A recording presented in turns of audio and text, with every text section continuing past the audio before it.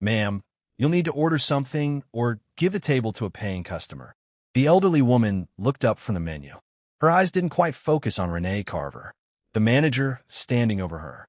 "I'll only need another minute," she said. Renee folded her arms. The diner would be crowded soon, and the woman had been sitting alone at table 9 without ordering. Her gray coat hung loosely from her shoulders. Her hair hadn't been brushed carefully. Her face was pale, her eyes swollen, one hand trembling. Against the menu. To Renee, she looked like someone who'd wandered in from the cold, hoping no one would. Notice she had no money. "This isn't a shelter," Renee said quietly. "I'm asking you to leave." At the next table, Daniel Reyes stopped cutting his daughter's pancake in half. Daniel was 38, a widower who'd raised 7-year-old Mia alone since her mother died 3 years earlier.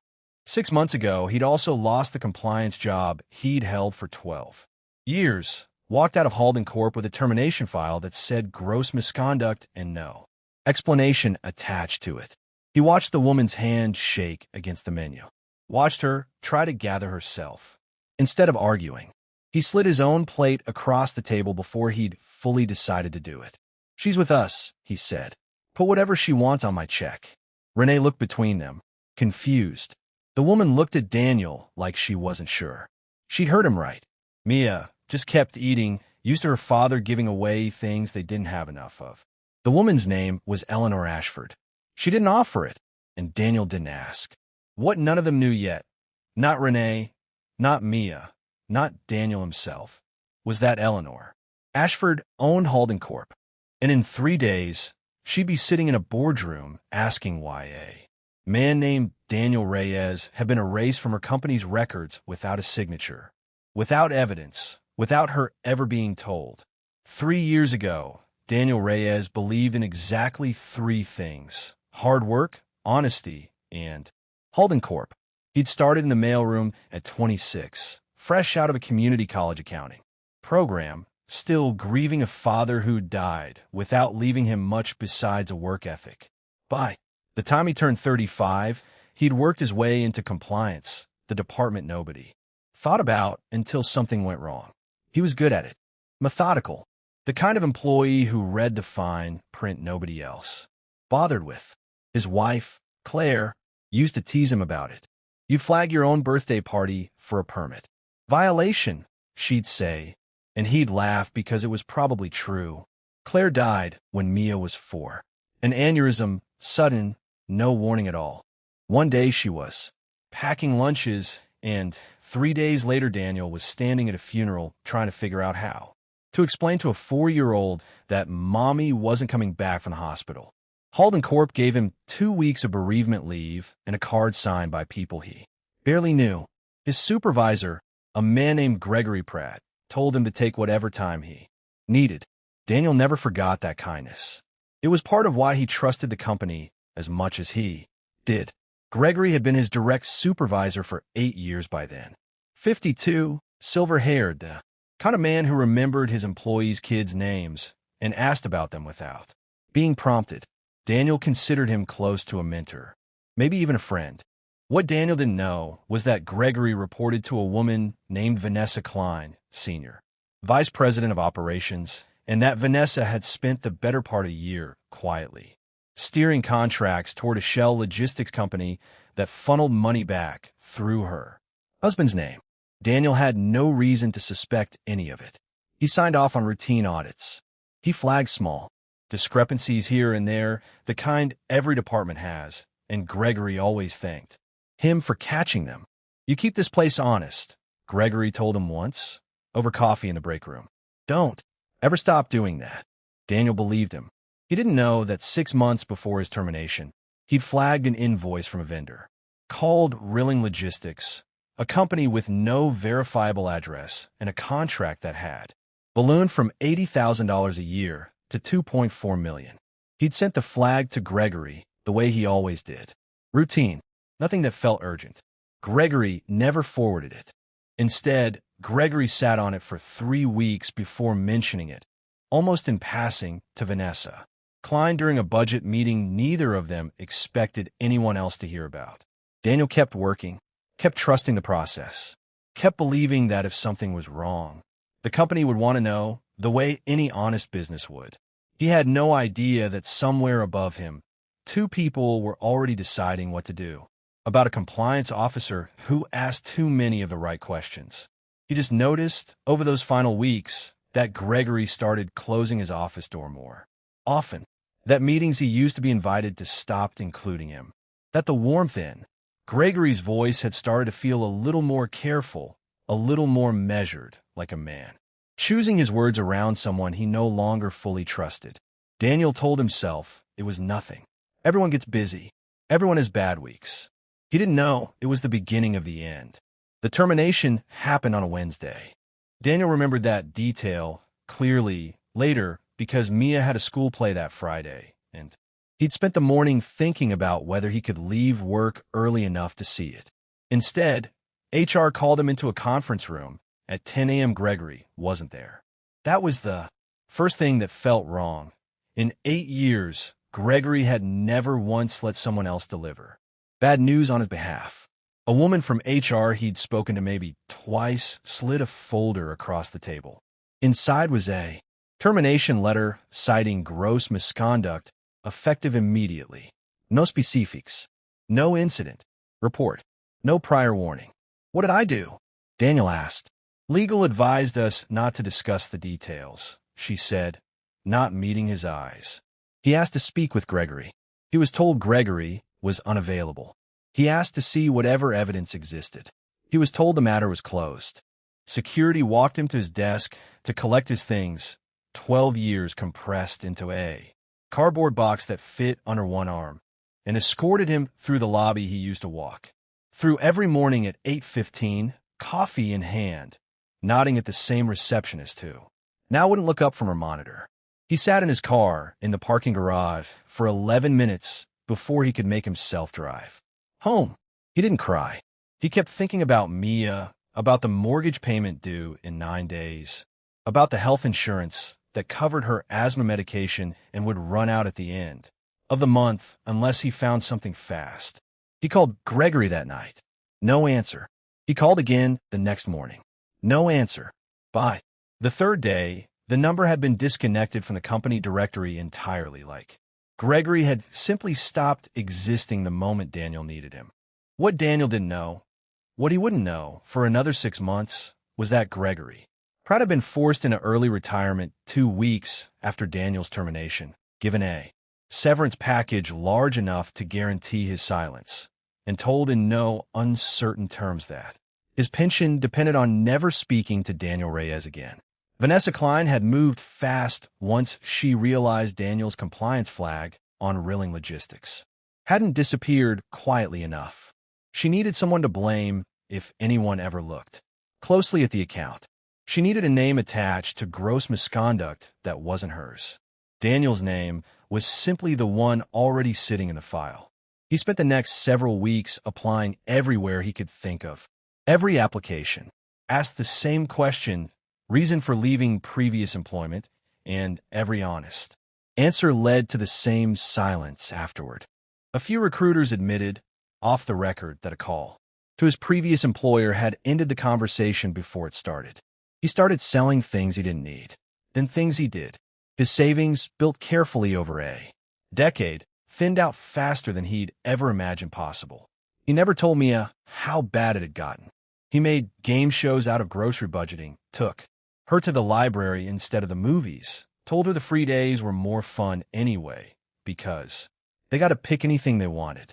She believed him, the way 7-year-olds believe most things their fathers tell them. He believed, somewhere underneath the fear, that the truth would eventually come out. That was the promise that kept him moving forward, even as everything else fell away. He had no idea how right he was, or how close that truth already was to finding him. By the 4th month, Daniel had stopped counting rejections. He just kept applying, kept hoping, kept telling himself the next one might be different. He picked up whatever work he could find that didn't require a background check. Delivery, shifts, weekend labor for a moving company. None of it paid enough to cover everything. So, he learned to triage rent first, then the insurance premium, then whatever was left for groceries. Mia never went hungry. He made sure of that, even when it meant he skipped dinner more nights than he wanted to admit. He started noticing the little cracks in himself, snapping at customer service reps who hadn't done anything wrong. Sitting in his car outside job interviews he'd already talked himself out of. Waking up at 3 in the morning, running through the termination meeting again. Searching for some detail he'd missed, some explanation buried in what little he'd been told. He wrote to Halden Corp's HR department twice, requesting a formal review of his termination. Both times, he received the same boilerplate response: the matter is considered closed. He didn't know that both requests had crossed Vanessa Klein's desk before anyone in HR ever saw them.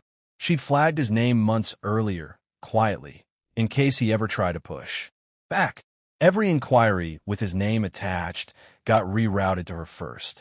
She wasn't worried about Daniel specifically. She was worried about the Rilling Logistics account, which by then had grown to just under $4 million a year, funneled through a company that existed mostly on paper. She'd built a careful structure to keep it hidden. Vendor approvals split across departments, invoices that never quite matched up to any single decision-maker, a paper trail engineered to implicate anyone who looked too closely rather than the person actually responsible.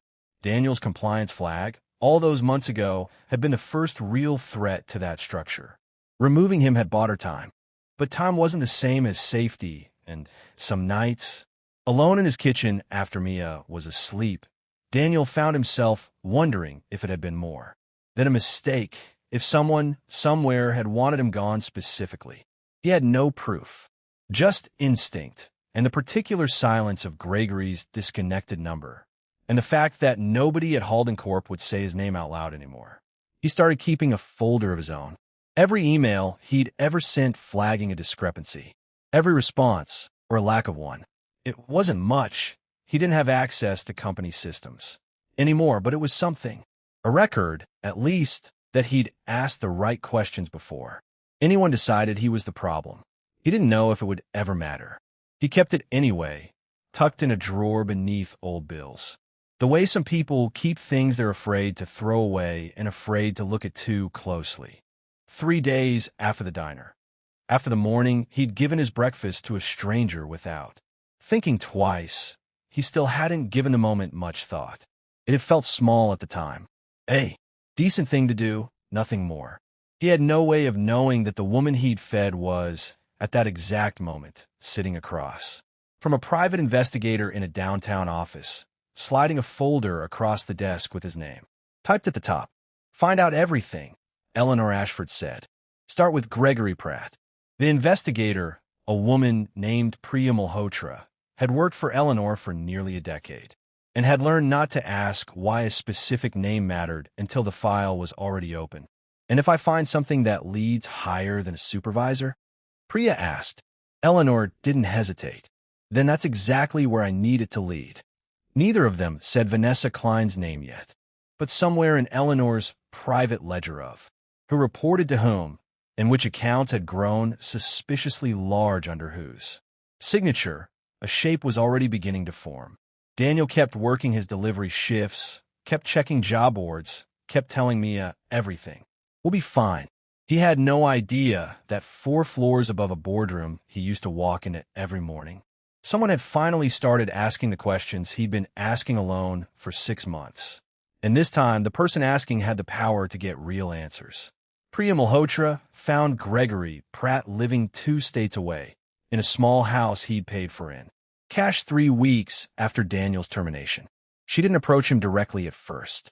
She spent a week building a financial picture instead, the severance package that dwarfed anything his contract entitled him to, the non-disclosure agreement buried in the paperwork, the timeline that placed his sudden retirement exactly 14 days after Daniel walked out of the building.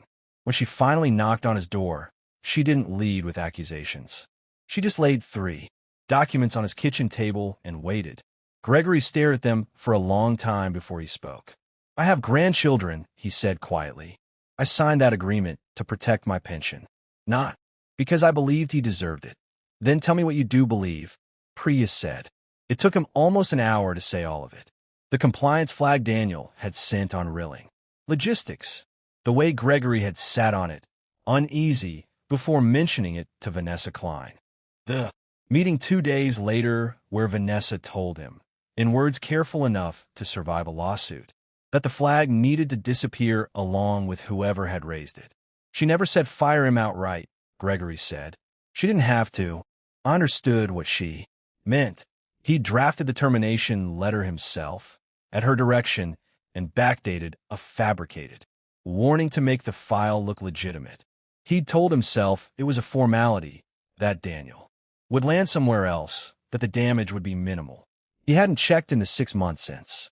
He admitted that last part like it cost him something. Priya recorded all of it, with his consent, and drove straight back to Eleanor's office that night. Eleanor listened to the recording twice. The first time for the facts. The second time for the parts that weren't facts.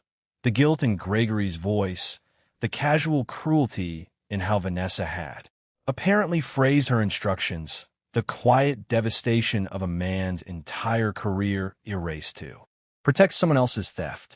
Pull the Rilling Logistics contracts, Eleanor said when the recording ended. All of them. Every signature, every approval, every wire transfer. It took her legal team 4 days to build the full picture. Rilling Logistics had no employees, no verified address, and no services ever actually rendered.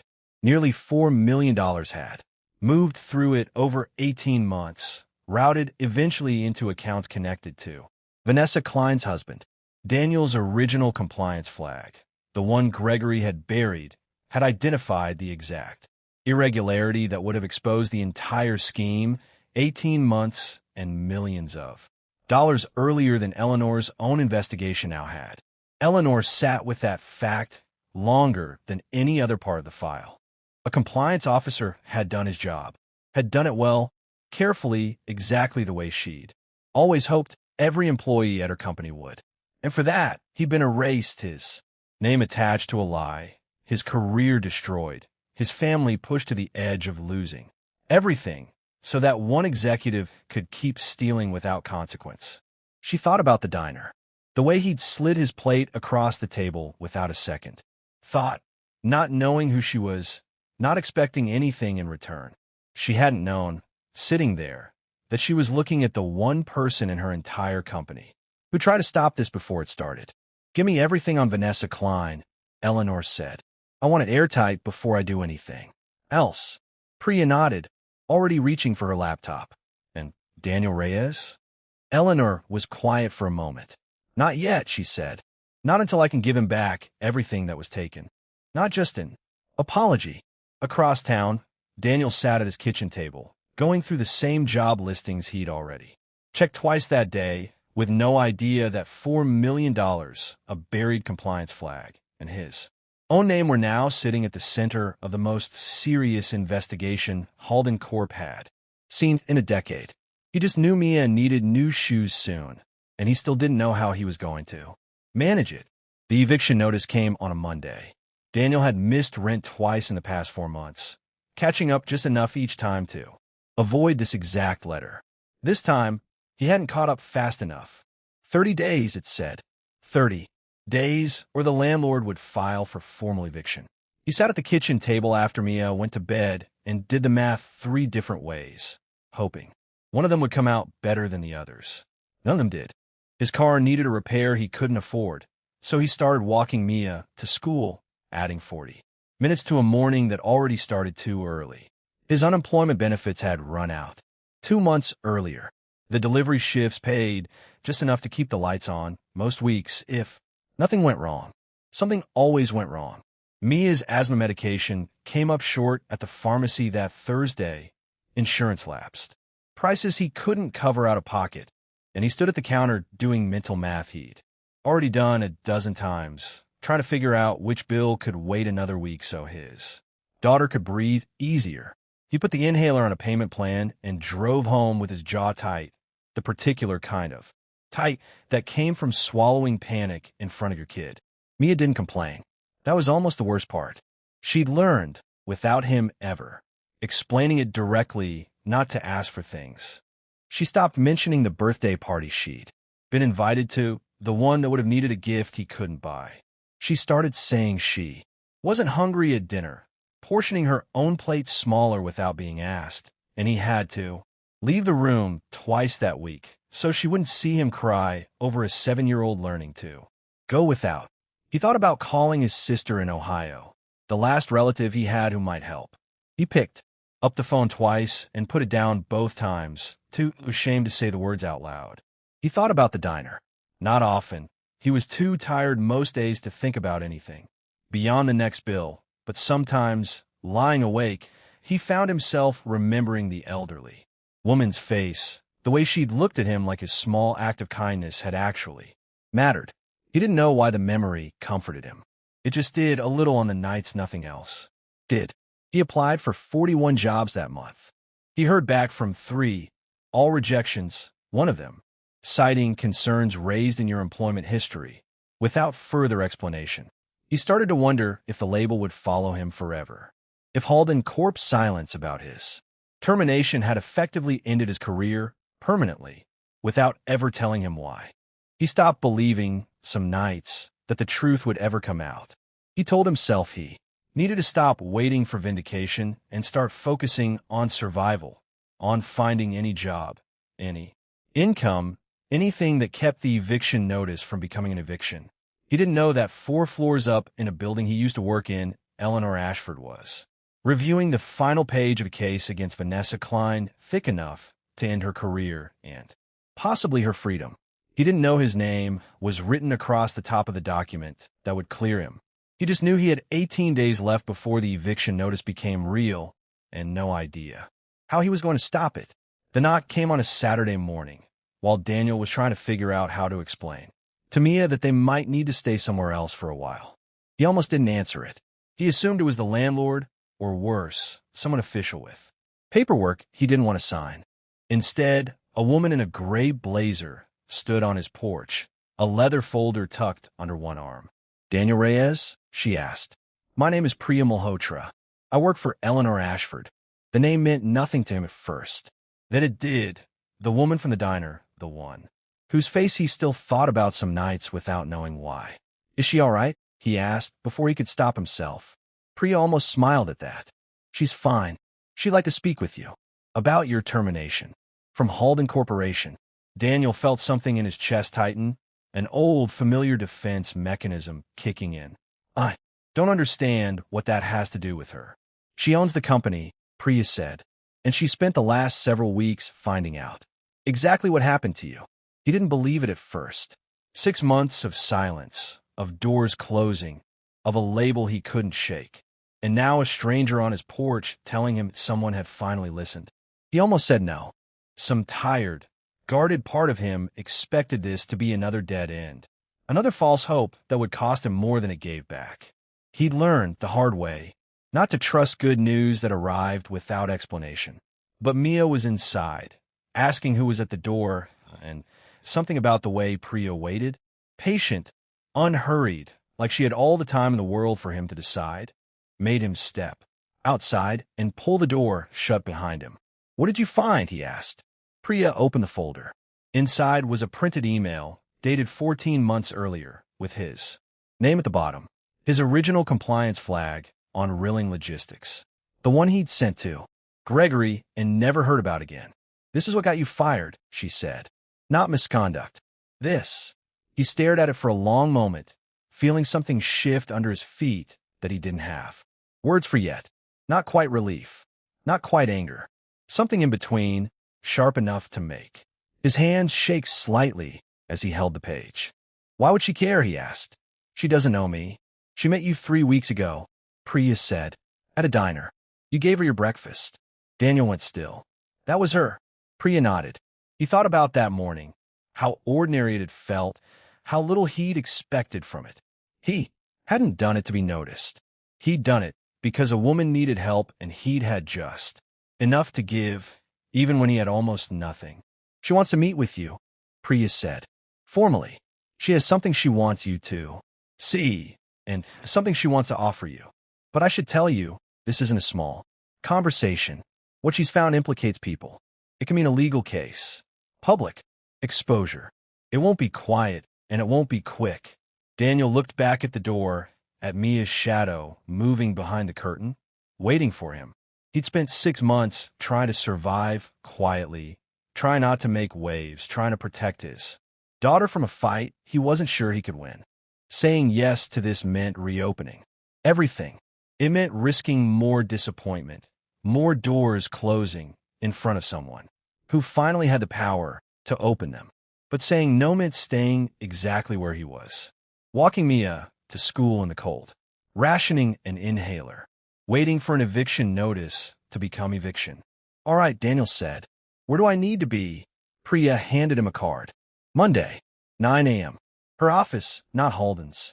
He held the card for a long moment after she left, standing on his porch in the cold, feeling something he hadn't let himself feel in 6 months. Not certainty, not yet, but maybe for the first time, the possibility that the truth wasn't going to stay buried after all. Eleanor called a full board meeting for Monday morning. She didn't explain why in advance. She simply required every director, along with Vanessa Klein, to be present at 9 sharp. Daniel arrived 20 minutes early, wearing the one good suit he still owned, the one he'd almost sold twice that year, and was glad now that he hadn't. Priya met him in the lobby and walked him up personally past the security desk where a guard had once escorted him out. With a cardboard box under his arm, he recognized almost nothing about walking back into that building except the tightness in his own chest. Eleanor was already in the boardroom when they arrived, seated at the head of the table like she'd always belonged there because she had. Vanessa Klein sat 3 seats down, sharp gray suit, composed expression, no idea yet what the meeting was actually about. "Thank you all for coming," Eleanor said, once the room had settled. "I want to introduce someone."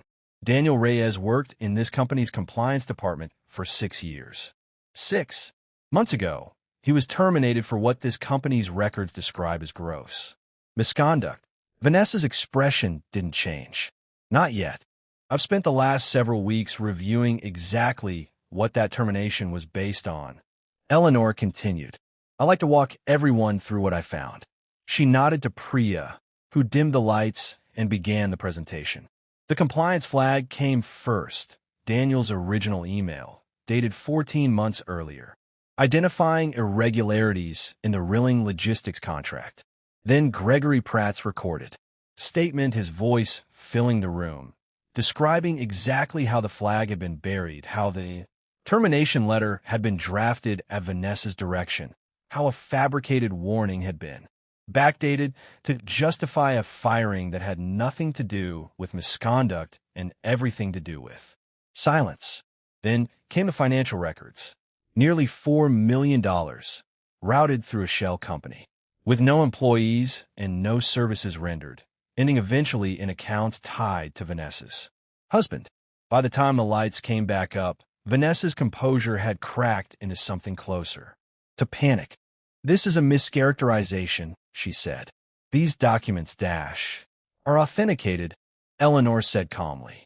Gregory Pratt cooperated fully, on record with legal counsel present. The financial trail was independently verified by an outside forensic accounting firm.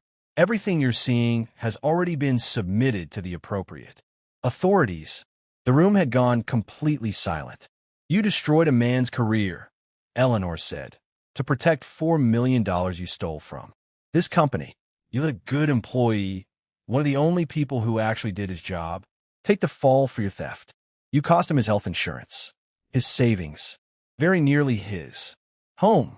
She looked at Daniel then, and something in her expression softened just slightly before turning back to the room. "He gave me his breakfast 3 weeks ago," she said. "A stranger with almost nothing, who didn't hesitate to share what little he had. That's who this company fired for gross misconduct." Vanessa opened her mouth to respond and found nothing to say.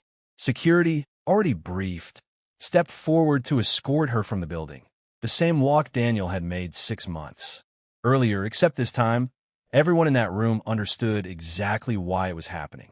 After she was gone, Eleanor turned to the board. Daniel Reyes will be reinstated immediately, with full back pay, benefits restored retroactively, and a formal correction to his employment record. I'll also be recommending him for a director-level compliance position, reporting directly to me. He's earned that several times over, and this company owes him considerably more than an apology. The board approved it without a single objection. Daniel stood there, still holding the folder Priya had given him days earlier, feeling the room's attention on him in a way that made his throat tighten. He thought about the eviction notice sitting on his kitchen table, about Mia's inhaler on a payment plan, about every door that had closed on him over 6 months, every version of himself that had started to believe the label might be permanent. None of that was true anymore. He understood that now, standing in a room that had once thrown him away. "Thank you," he said, because it was the only thing he could manage. Eleanor shook her head slightly. "Don't thank me," she said. "You did the hard part 6 months before I ever met you. I just made sure the truth caught up." Vanessa Klein was formally charged 3 weeks later. Wire fraud, embezzlement, falsification of corporate records. Her legal team negotiated a plea, but there was no negotiating away the $4 million, the recordings, or the paper trail that led straight back to her.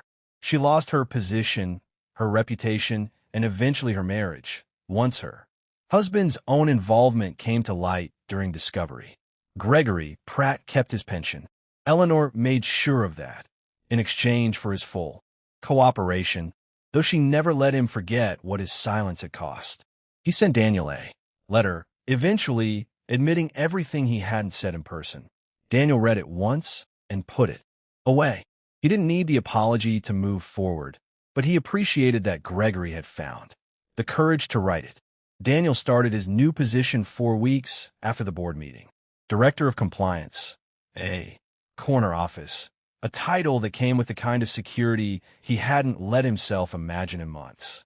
His first act in the role was implementing a new reporting system, one designed so that no compliance flag could ever again disappear quietly into a supervisor's inbox and vanish.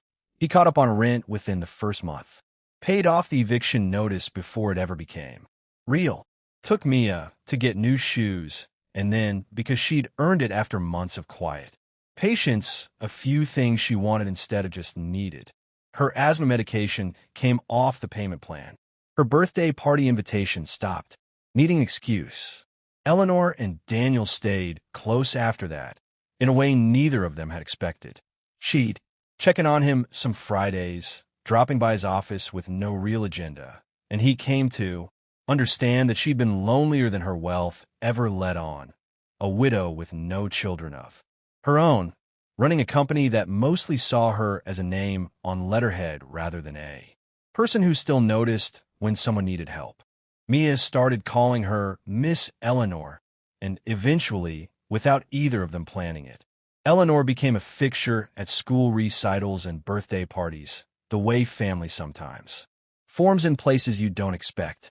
A year later, Daniel stood in the same boardroom where he'd once been fired, presenting the compliance system that now bore his name across the company, and thought about how far one shared breakfast had carried him. He still thought about that morning sometimes. Not because it had changed his life, though. It had, but because it reminded him that he hadn't done it for a reward. He'd done it because it was right in a moment when he had almost nothing left to give. That was the part he wanted Mia to understand most, more than the job, more than the money, more than the vindication. That who you are when nobody's watching is who you actually are. If this story moved you, stay a while longer. There are more like it here, stories about the quiet moments that end up mattering more than anyone expects. Drop a comment about the part that stayed with you the most. And if you want more stories like this one, you know what to do. Thank you for listening. This one was for anyone still waiting for their own truth to catch up.